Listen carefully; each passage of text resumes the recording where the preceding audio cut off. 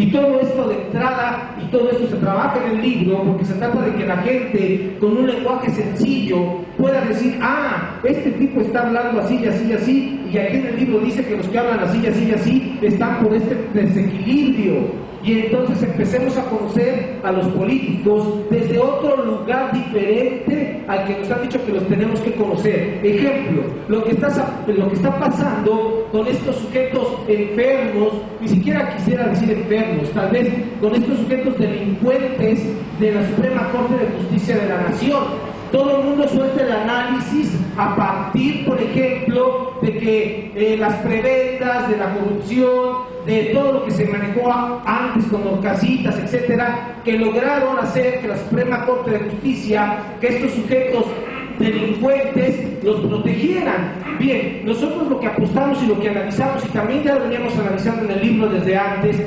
hemos de recordar lo que hizo la Suprema Corte en el caso de Lidia Cacho, solo por decirlo menos. Entonces, estos sujetos que se asumen como supremos, fíjense, esta idea de supremacía, es decir, se asumen casi como dioses. Estos sujetos que se asumen como supremos, al estar en contacto con los asesinos, al estar en contacto con la literatura que habla de los muertos, al estar en contacto con aquel expediente que les hablaba, por decirlo menos, lo último que pasó de los niños calcinados, asesinados en una guardería, estos sujetos, como ustedes se percatan, pierden toda sensibilidad, y al perder toda sensibilidad entran al rango de la bestia, se convierten en bestias. Sin embargo, su túnica, su aparente institucionalidad les prohíbe ir a quemar niños. Pero no porque se les prohíba quemar niños, no quiere decir que ellos no tengan el deseo de quemarlos. No porque ellos no puedan matar a un campesino, no quiere decir que no tengan el deseo de con sus propias manos asesinar a la gente. Como no lo pueden hacer, como tienen que guardar la apariencia, estos sujetos de la Suprema Corte de Justicia de la Nación, ¿qué es lo que hacen? Bueno, ponerse del lado de los delincuentes para compartir el goce de matar. Estos sujetos es el clásico perfil de los asesinos en serie. Un asesino en serie, ustedes lo pueden ver por la calle y de pronto es una persona intachable, de pronto es una persona como los curas pederastas, como el padre Maciel, un sujeto que despertaba ternura a su alrededor, pero que violaba niños. Esos son los delincuentes y los asesinos en serie. Y los sujetos que están ahora en la Suprema Corte de Justicia de la Nación son sujetos que tienen fuertes pulsiones de muerte, son asesinos en potencia y más peligrosos aún que los que están matando gente en la calle. De estos sujetos de la Suprema Corte a los que cortan cabezas en las calles de este país, no hay gran diferencia, son exactamente lo mismo. ¿Y por qué sostengo eso? No nada más lo sostengo por una ofensa, ya lo hemos analizado. El hecho de que un Supremo se ría de cómo maltratan a una mujer, eso ya es un asunto patológico. El hecho de que un juez de esta Suprema Corte de Justicia diga que lo que hicieron los policías en Atenco, pues ni modo, es parte de, ya es un asunto patológico, delincuencial de esta gente. Creo que es muy importante ya no prestarle tanto respeto a esta institución, que es una institución que el día de ayer ha demostrado que está en crisis, es una institución que está completamente desequilibrada y es una institución conformada por muchos ministros de esa Suprema que tienen el perfil de asesinos en serie. ¿Por qué? Porque están en contacto simple y llanamente con eso. Es como el cirujano que está en contacto con la sangre. Hagan de cuenta que aquel deseo de sangre se catafixió y se volcó a ser un excelente cirujano. Estos sujetos, bien por el contrario, sus deseos de matar y de asesinar a la gente los siguen ellos expresando cuando protegen al delincuente. Ellos son los primeros delincuentes y asesinos de este país y no tienen vergüenza y no tienen culpa, porque los perversos, recuerden ustedes, no tienen vergüenza, no tienen culpa, no experimentan asco. Esa es una de las sintomatologías del perverso, y ojalá estos sujetos pronto tengan el libro para que vean lo que se les escribió desde hace un año. porque esto que estoy hablando se escribió desde hace un año y aquí está en el libro, de una manera u otra aparece. Iniciamos el libro hablando de la Virgen de Guadalupe. ¿Y por qué? No hablamos de ella en términos de la crítica, sino hablamos de ella en términos de lo que puede representar para este pueblo mexicano. La Virgen de Guadalupe representa esa madre mítica, doliente y sufriente del pueblo mexicano, representa un pasado prehispánico perdido, que lamentablemente se sigue perdiendo vía la mercantilización televisiva y las mañanitas de los artistas de moda que hablan y lloran con la Virgen morena, disfrazados de Barbies y renegando de su identidad. ¿Por qué empezamos con la Virgen de Guadalupe? Porque lo que tratamos de demostrar en el libro es que los políticos actuales tienen un brutal desprecio por lo que es el pueblo, tienen un desprecio por lo que es esta cuestión de ser indígena, tienen un brutal desprecio por la gente más pobre de los pobres.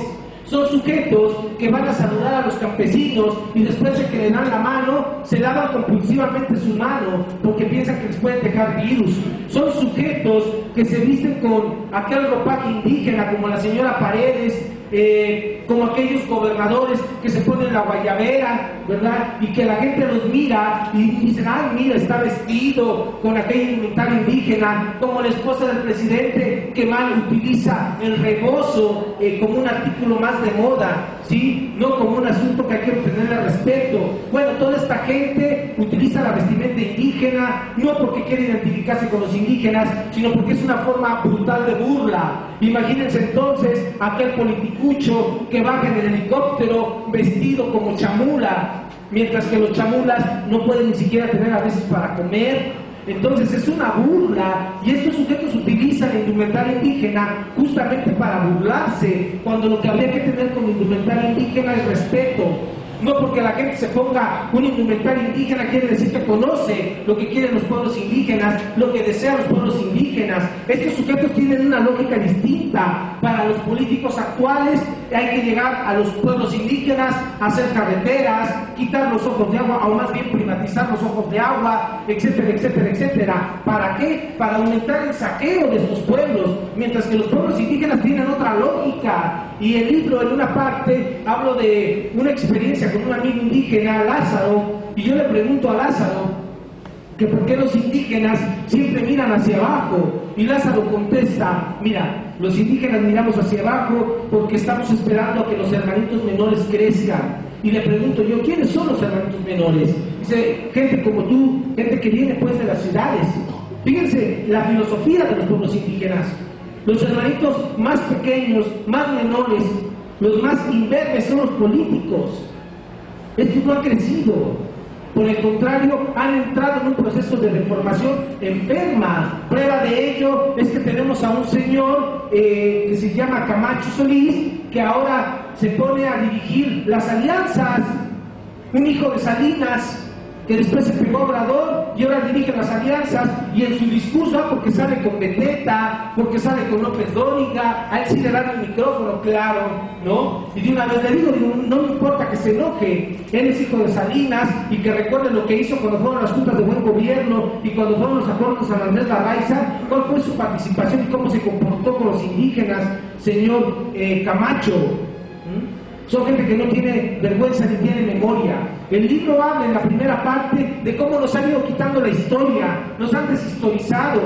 Sí, están haciendo una burla de los símbolos patrios, están haciendo una burla de los héroes. Inclusive ahora hacen toda una ceremonia idiota para trasladar los restos de los héroes al castillo de Chapultepec. Necrófilos, tienen un rasgo necrófilo, gozan con los cadáveres.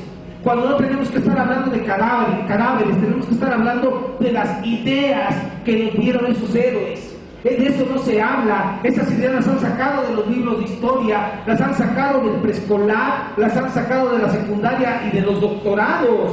Es una vergüenza cuando uno va a dar conferencias y le pregunta a uno a la gente qué significa la palabra México. Y ni los que estudiaron su doctorado saben. Imagínense, mucho menos un político. Uno le pregunta a un politicucho qué significa la palabra México y empieza a soltar un discurso mareador que de lo único que habla es de su ignorancia y, ojo, también de la opinión que tiene del pueblo. todo rollo no es más que pensar que el pueblo es un idiota. Por eso tenemos que tener mucho cuidado. El mensaje ese que dio Javier Aguirre es un ejemplo de lo que esta gente piensa y en lo que se prepara. Y ahí se andan leyendo todos los libros de autoayuda de quién se ha robado un queso, del monje que vendió su Ferrari, de los 7 hábitos de la gente inteligente. Esa gente se ha leído todos esos libros y a partir de esa lectura hace sus discursos tontos. ¿Cómo le pueden ir a decir a las personas que perdieron a sus hijos que le echen ganas? ¿Cómo le pueden decir a las personas que les mataron a sus hijos que se pongan las pilas? Esta lógica mercantilista se ha impuesto y se está imponiendo al pueblo mexicano. Desde las tiendas del Walmart, en donde reúnen a los muchachos